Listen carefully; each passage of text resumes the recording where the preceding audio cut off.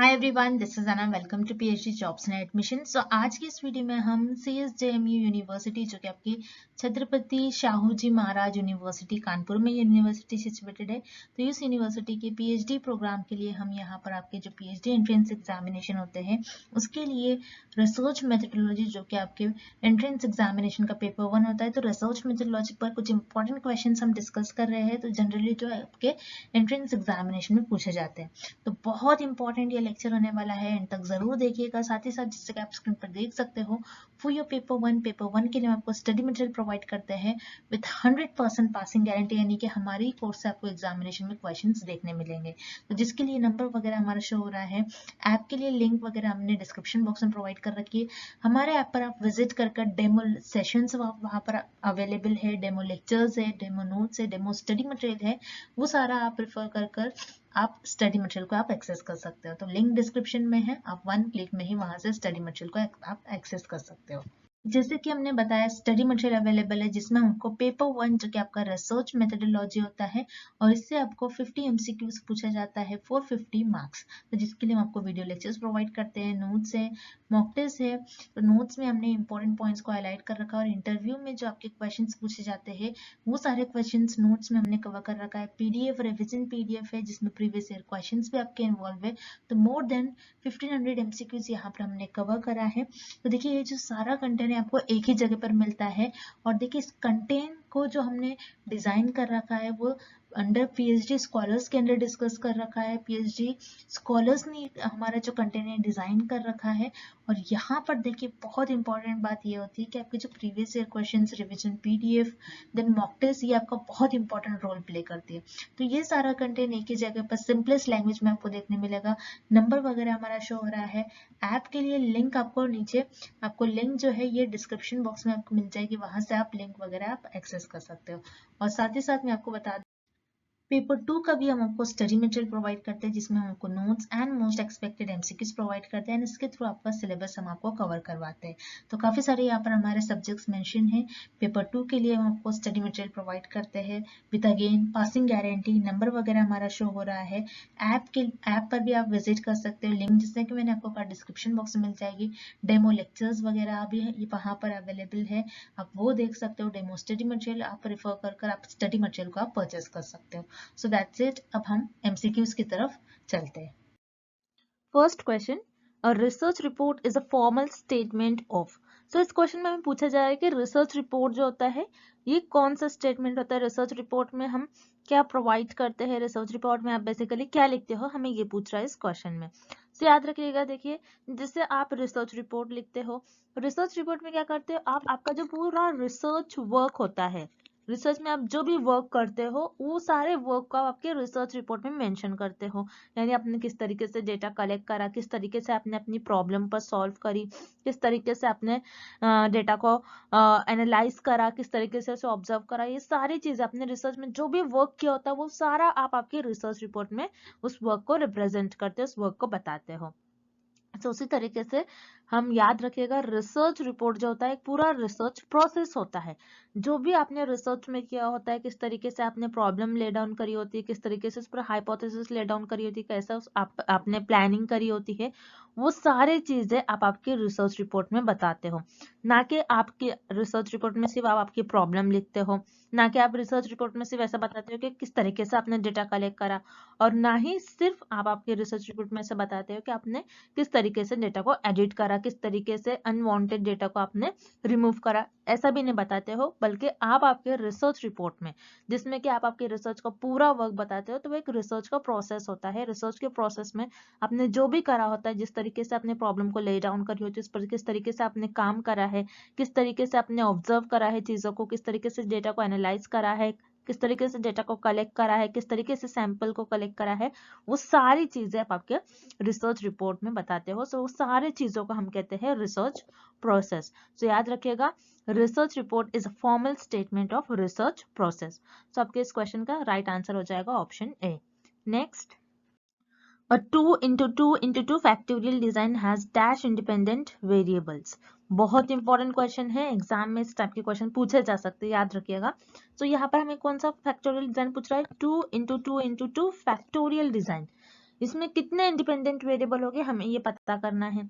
तो factorial design क्या होता है आपको पहले ये पता होना चाहिए। फैक्टोरियल डिजाइन याद रखिएगा जिसमें मल्टीपल इंडिपेंडेंट वेरिएबल प्रेजेंट होते हैं, यानी दो से ज्यादा इंडिपेंडेंट वेरिएबल प्रेजेंट होते हैं और दो से ज्यादा इंडिपेंडेंट वेरिएबल्स पर आप फैक्टोरियल डिजाइन में स्टडी करते हो। और याद रखिएगा जो इंडिपेंडेंट वेरिएबल होते हैं फैक्टोरियल डिजाइन में उसे हम कहते हैं फैक्टर्स और इनके लेवल्स होते हैं। ओके, तो यहाँ पर इंडिपेंडेंट वेरिएबल के कुछ लेवल्स होते हैं और उन्हीं लेवल को आपको 2 × 2 × 2 फॉर्म में दिया गया है। तो जैसे कि आप देख रहे हो यहाँ पर 1 2 3 आपको कितने 2 दिए गए हैं 3, दैट मीन्स यहाँ पर कितने इंडिपेंडेंट वेरिएबल हो गए 3। अब यहाँ पर लेवल किस तरीके से होगा, फर्स्ट वेरिएबल के 2 लेवल्स, सेकेंड वेरिएबल जो होगा सेकेंड इंडिपेंडेंट वेरिएबल उसके 2 लेवल्स होंगे और जो थर्ड इंडिपेंडेंट वेरिएबल आपको दिया गया होगा उसके 2 लेवल्स होंगे।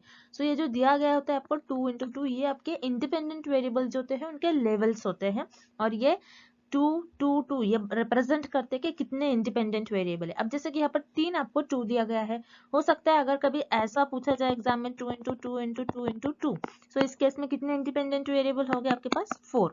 सो इस केस में 4 है लेकिन हमें क्वेश्चन में 3 2 दिए गए हैं 2 × 2 × 2, दैट मीन्स यहाँ पर कितने इंडिपेंडेंट वेरिएबल यूज करे गए हैं इस स्टडी में 3 इंडिपेंडेंट वेरिएबल, जिससे इंडिपेंडेंट वेरिएबल को फैक्टोरियल डिजाइन में फैक्टर्स कहते हैं, इसीलिए इस डिजाइन का नाम हुआ है फैक्टोरियल डिजाइन। तो आपको ये याद रखना है।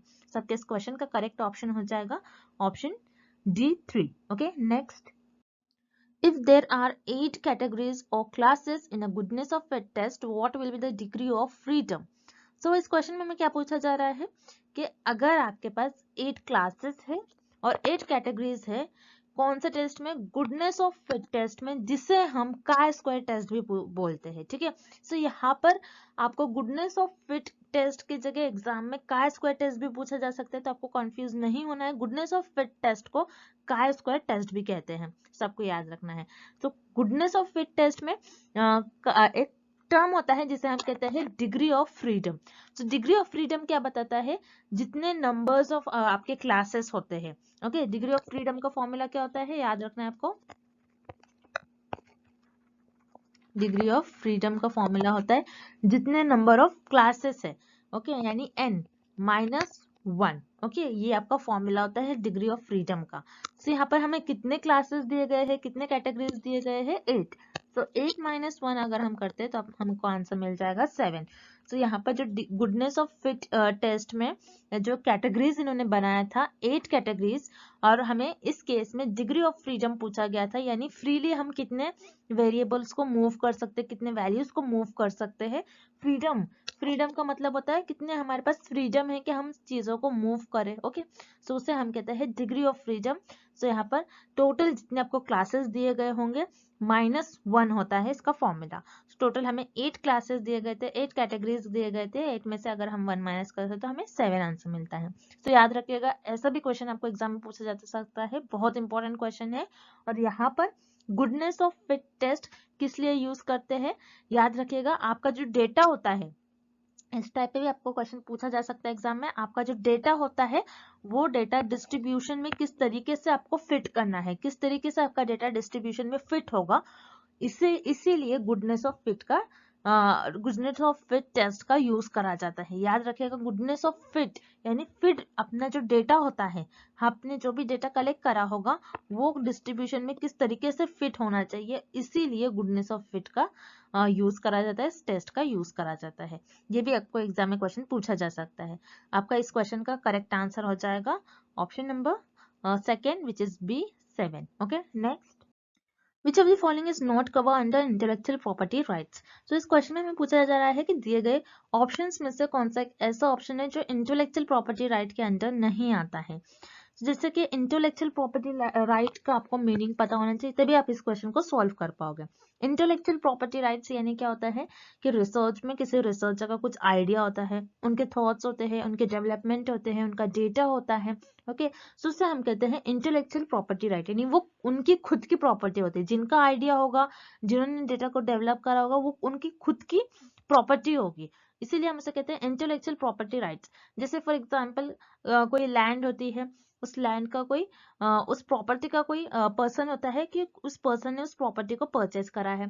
सो उस प्रॉपर्टी के साथ उस पर्सन का नाम जुड़ जाता है, मतलब उससे हमें पता चलता है कि वो प्रॉपर्टी का जो ओनर है वो पर्सन है। ओके, उसी तरीके से रिसर्च में भी इंटेलेक्चुअल प्रॉपर्टी राइट होते हैं, यानी जिस पर्सन का यानी जिस रिसर्चर का जो आइडिया होगा, जो उन्होंने डेवलप करा होगा, वो उनके राइट्स होंगे। ओके, सो यहाँ पर उसमें कौन सी चीजें कवर नहीं होती हमें ये पता करना है। सो यहाँ पर आपको ऑप्शन ए दिया गया है कॉपीराइट्स। कॉपीराइट्स यानी जो भी उस पर्सन के, जो भी उस रिसर्चर के आइडियाज होंगे, जो भी उनके थॉट्स होंगे, वो किसी और को कॉपी नहीं करना चाहिए। सो ये आपके इंटेलेक्चुअल प्रॉपर्टी राइट्स के अंदर आते हैं। उसी तरीके से पेटेंट्स। पेटेंट्स क्या होते हैं, जैसे जब भी कोई रिसर्चर न्यू आइडियाज डेवलप करते हैं, न्यू आइडियाज लाकर लेकर आते हैं, तो यहाँ पर क्या करते हैं, वो पहले एक कंपनी, एक ऑर्गेनाइजेशन के पास जाते हैं, वो अपने नेम के साथ उस काम को जुड़वा लेते हैं। जैसे मान लीजिए किसी पर्सन ने किसी ड्रग पर काम करा है, तो क्या करेंगे वो रिसर्चर, उनके आइडिया को पहले जाकर एक कंपनी के साथ शेयर करेंगे,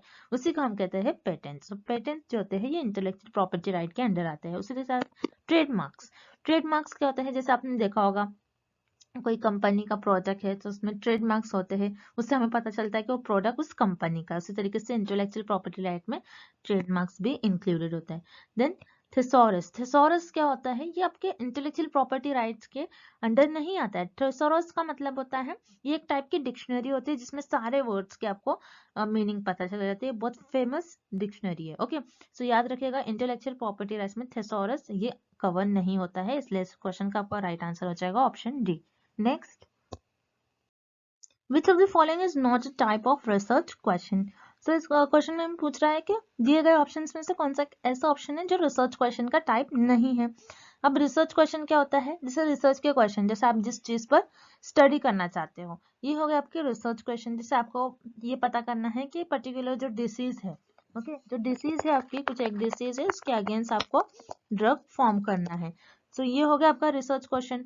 आप क्या बताओगे कि इस पर्टिकुलर डिसीज को कौन से ड्रग किल कर सकते हैं आप, ये हो गया आपका रिसर्च का क्वेश्चन। आपको ये देखना है कि कौन सी ड्रग ये ड्रग पर्टिकुलर जो ड्रग आप यूज कर रहे हो, उस पर स्टडी कर रहे हो कि ये डिसीज को किल करेंगी या फिर नहीं, या फिर ये डिसीज को क्योर करेगी या फिर नहीं।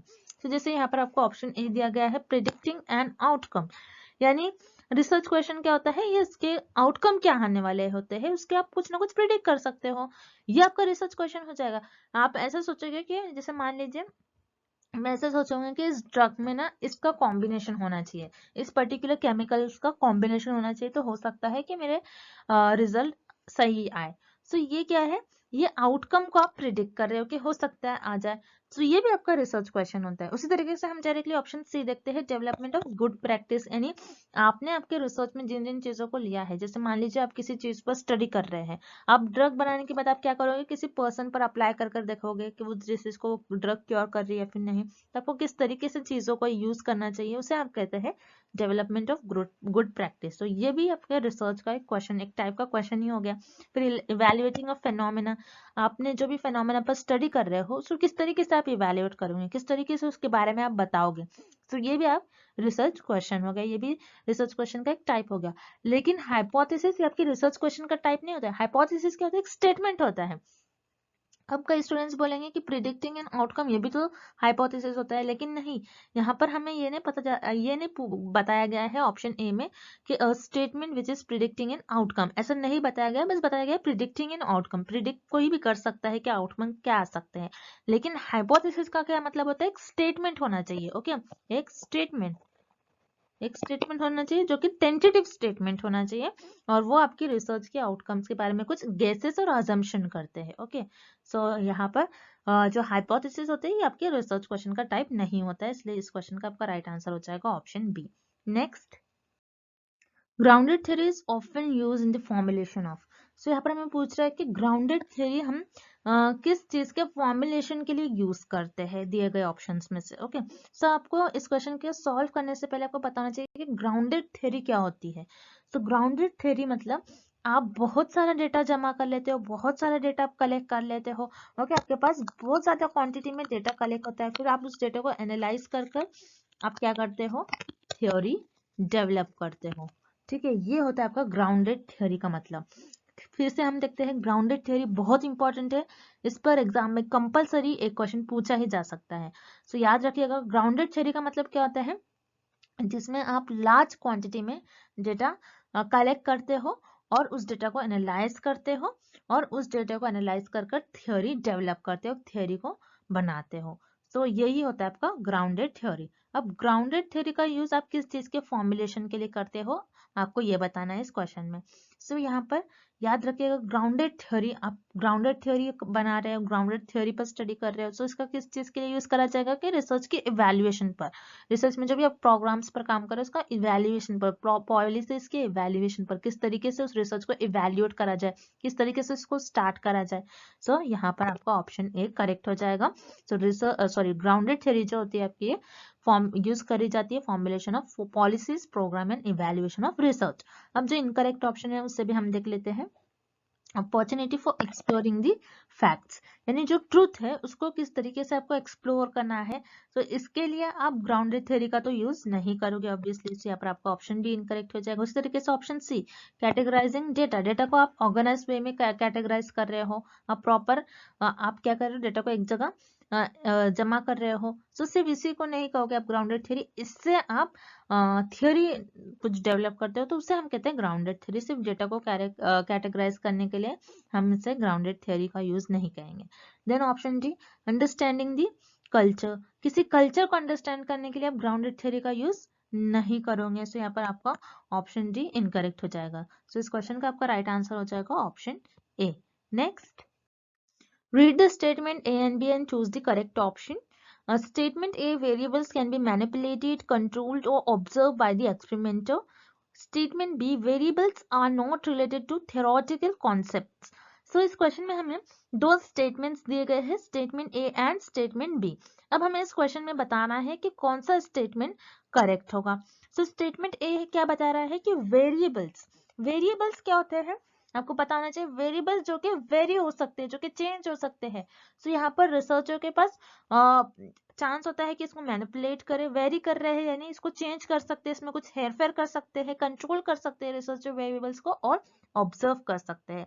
एक्सपेरिमेंटर यानी जो एक्सपेरिमेंट कर रहा है वो वेरिएबल्स को मैनिपुलेट कर सकते हैं, कंट्रोल कर सकते हैं और ऑब्जर्व कर सकते हैं। सो यहाँ पर आपका स्टेटमेंट ए जो दिया गया है ये करेक्ट होगा। देन स्टेटमेंट बी आपको क्या बता रहा है, variables are not related to theoretical concept. तो यहाँ पर क्या बता रहा है हमें कि जो वेरिएबल्स होते हैं ये थ्योरेटिकल कॉन्सेप्ट से रिलेटेड नहीं होते। नो, यहाँ पर आपका स्टेटमेंट भी इनकरेक्ट हो जाएगा, क्योंकि वेरिएबल जो है आपके थ्योरेटिकल कॉन्सेप्ट से रिलेटेड होते हैं। अगर ऐसा होगा तो आप क्या करोगे, सिर्फ मैथमेटिकल कॉन्सेप्ट से ही रिलेटेड एक्सपेरिमेंट्स परफॉर्म कर पाओगे, आप कभी थ्योरेटिकल कॉन्सेप्ट से रिलेटेड एक्सपेरिमेंट परफॉर्म नहीं कर पाओगे। तो याद रखिएगा, वेरिएबल जो होते हैं थ्योरेटिकल कॉन्सेप्ट से भी रिलेटेड होते हैं। जैसे मान लीजिए आपको किसी जेंडर पर स्टडी करना है, ओके, आप क्या कर रहे हो, जेंडर पर स्टडी कर रहे हो, सो मेल और फीमेल, तो ये क्या हो गया आपके थ्योरेटिकल कॉन्सेप्ट हो गई है। आप जेंडर पर स्टडी कर रहे हो, तो ये आपके थ्योरेटिकल कॉन्सेप्ट हो गए। जेंडर में कौन आता है, फीमेल या फिर मेल। सो यहाँ पर आप इन चीजों पर स्टडी कर रहे हो, उनके बिहेवियर्स पर स्टडी करेंगे आप, उनके कुछ में चेंजेस जिस तरीके से आते हैं एज को देखकर, अगर मान लीजिए उस पर स्टडी कर रहे हैं, उनके बिहेवियर्स पर स्टडी कर रहे हैं, सो ये क्या हो गया आपके थ्योरेटिकल कॉन्सेप्ट्स हो गए। सो वेरिएबल जो होते हैं याद रखिएगा ये थ्योरेटिकल कॉन्सेप्ट से रिलेटेड होते हैं, as well as mathematical concept से भी आपके वेरिएबल्स रिलेटेड होते हैं। सो इस क्वेश्चन का आपका राइट आंसर हो जाएगा option B, statement A true है and statement B is false. Next, Which of the following is helpful in determining the sample size? So इस क्वेश्चन में पूछ रहा है कि कौन सा ऑप्शन और कौन सा फॉर्मूला ऐसा है जो सैंपल साइज डिटरमाइन करने में हेल्पफुल होता है। यानी जैसे सैंपल साइज का मतलब क्या होता है आपको भले ये पता होना चाहिए। सैंपल साइज क्या होता है कि पॉपुलेशन है आपकी, मान लीजिए आपके पास 1000 पॉपुलेशन है, 1000 पॉपुलेशन में आपके पास 1000 मेंबर्स है।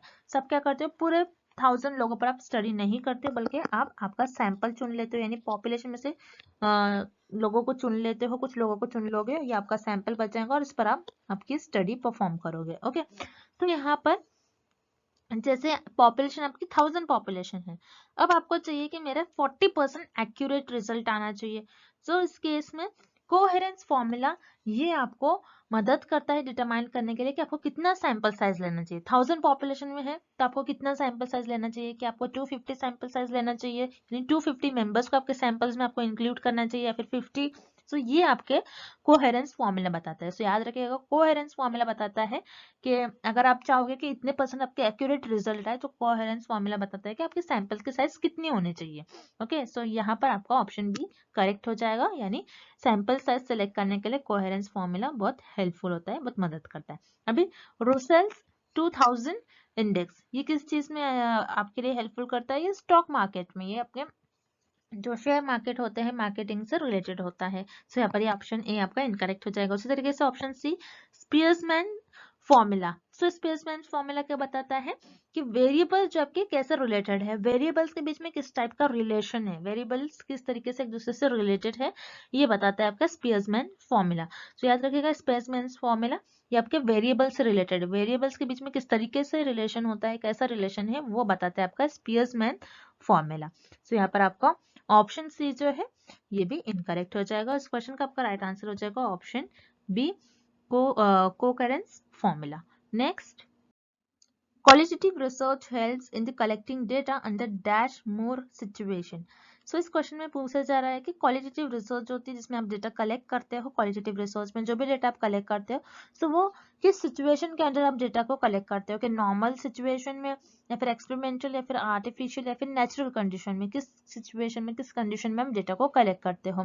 जैसे क्वालिटेटिव रिसर्च में आप क्या करते हो, डिफरेंट मेथड्स यूज करके डेटा कलेक्ट करते हो। जैसे इंटरव्यू अगर आप कलेक्ट कर रहे हो तो आप क्या करते हो, एक्सपर्ट्स को आप इनवाइट करते हो। सो यहाँ पर आप क्या कर रहे हो, नेचुरल सेटिंग में आप क्या कर रहे हो, नेचुरल सेटिंग में उस एक्सपेरिमेंट में, और सॉरी उस इंटरव्यू में आप क्या कर रहे हो, डेटा कलेक्ट कर रहे हो। इंटरव्यू जो होगा, आप पहले एक्सपर्ट्स को इंटरव्यू के लिए इनवाइट करते हो। सो वो इंटरव्यू आते हैं, फिर आपके क्वेश्चंस का वो रिप्लाई करते हो, तो उनके थ्रू आप क्या करते हो, डेटा कलेक्ट करते हो। उसी तरीके से ऑब्जर्वेशन रिसर्चर उस पर्टिकुलर एरिया में जाकर चीजों को ऑब्जर्व करके डेटा कलेक्ट करते हैं। ओके, सो क्वालिटेटिव रिसर्च में जो भी डेटा कलेक्ट करा जाता है ये नेचुरल सेटिंग में डेटा कलेक्ट करा जाता है। सो यहाँ पर नॉर्मल सेटिंग ये तो कुछ होगा नहीं। सो यहाँ पर आपको ऑब्वियसली ऑप्शन ए इनकरेक्ट हो जाएगा। एक्सपेरिमेंटल तो हो नहीं सकता, क्वालिटेटिव रिसर्च है। सो ये आपको याद रखना है डायरेक्टली। क्वालिटेटिव रिसर्च होता है ये आपके एक्सपेरिमेंट से रिलेटेड नहीं होते हैं। एंड आर्टिफिशियल, सो यहाँ पर दो ही ऑप्शन हो सकते थे, नेचुरल या फिर आर्टिफिशियल सिचुएशन। सो याद रखिएगा, क्वालिटेटिव रिसर्च होती है आर्टिफिशियल सेटिंग में नहीं कंडक्ट करवाई जाती है। क्वालिटेटिव रिसर्च ये नेचुरल सिचुएशन के अंडर में लाई करती है, जिसमें आप डेटा जो कलेक्ट करते हो नेचुरल सेटिंग्स में डेटा कलेक्ट करते हो। सो इस क्वेश्चन का आपका राइट आंसर हो जाएगा option B, natural. Next, Which type of research focuses on what will be? तो इस क्वेश्चन में पूछा जा रहा है कि कौन सी ऐसी रिसर्च है जो ये बताती है कि क्या होगा आगे। ओके, सो जैसे यहाँ पर एक्सपेरिमेंटल रिसर्च है। एक्सपेरिमेंटल रिसर्च में हम यही देखते हैं कि आगे क्या होगा, क्या अगर हम इंडिपेंडेंट वेरिएबल को कैसे रखें, इंडिपेंडेंट वेरिएबल को क्या हम मैनिपुलेट करते हैं तो किस तरीके से डिपेंडेंट वेरिएबल पर उसका अफेक्ट होगा, किस तरीके से आगे होने वाला है, इस चीज को आपको बताता है। व्हाट विल बी का मतलब होता है आगे क्या होगा, किस तरीके से हमें रिजल्ट मिलेगा। अगर हम इंडिपेंडेंट वेरिएबल को मैनिपुलेट कर रहे हैं, चेंज कर रहे हैं, उसमें कुछ हेरफेर कर रहे हैं, तो किस तरीके से हमें रिजल्ट मिलेंगे, क्या होगा आगे। इसीलिए हम एक्सपेरिमेंट रिसर्च का यूज करते हैं। सो याद रखिएगा, एक्सपेरिमेंटल रिसर्च एक ऐसे टाइप की रिसर्च होती है जो ये बताती है कि आगे क्या होने वाला है।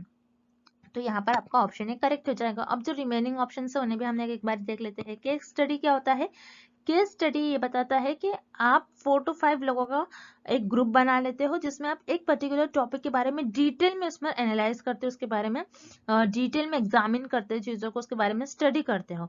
सो आप यहाँ पर केस स्टडी का फोकस और मेन एम ये नहीं होता है कि क्या होगा, आप बस चीजों को एग्जामिन करते रहते हो, ये होता है केस स्टडी का मेन एम। सो यहाँ पर आपको ऑप्शन बी इनकरेक्ट हो जाएगा। देन ऑप्शन सी सर्वे। सर्वे क्या होता है, जिसके थ्रू आप डेटा कलेक्ट करते हो, डिफरेंट मेथड्स परफॉर्म कर आप क्या करते हो, डेटा कलेक्ट करते हो, उसे हम कहते हैं सर्वे। तो सर्वे भी ये नहीं बताता है कि आगे क्या होगा, सर्वे बताता है कि आपका डेटा किस तरीके से आपको कलेक्ट करना है, किस मेथड से कलेक्ट करना है। तो यहाँ पर आपको ऑप्शन सी भी इनकरेक्ट हो जाएगा। Then option D ex post facto. Ex post facto क्या बताता है, कि आप जो भी सिचुएशन हो जाती है, जो भी सिचुएशन अकर हो जाती है, उसके बाद आप उस चीज पर स्टडी कर लेते हो। जैसे मान लीजिए किसी का एक्सीडेंट हो गया, ओके, फिर उसके बाद उस पर स्टडी करी जाती है किस तरीके से उसका एक्सीडेंट हो गया। फिर या फिर मान लीजिए कोई डिसीज हो गई, जैसे कोविड डिसीज हो गई, उसके बाद उस पर स्टडी करी गई कि वो डिसीज किस तरीके से आई। ओके, सो एक्सपोज फैक्टर रिसर्च में जो भी पुराने इवेंट्स अकर हो जाते हैं उसके बाद उस पर स्टडी करी जाती है। एक्सपोज फैक्टर ये नहीं बताता है कि आगे क्या होगा। सो यहाँ पर आपका ऑप्शन डी भी इनकरेक्ट हो जाएगा। सो इस क्वेश्चन का आपका राइट आंसर हो जाएगा ऑप्शन ए, एक्सपेरिमेंटल रिसर्च, जो बताती है कि आगे क्या होगा। Next, thank you for watching this video. Good luck with your preparation and see you tomorrow with another video.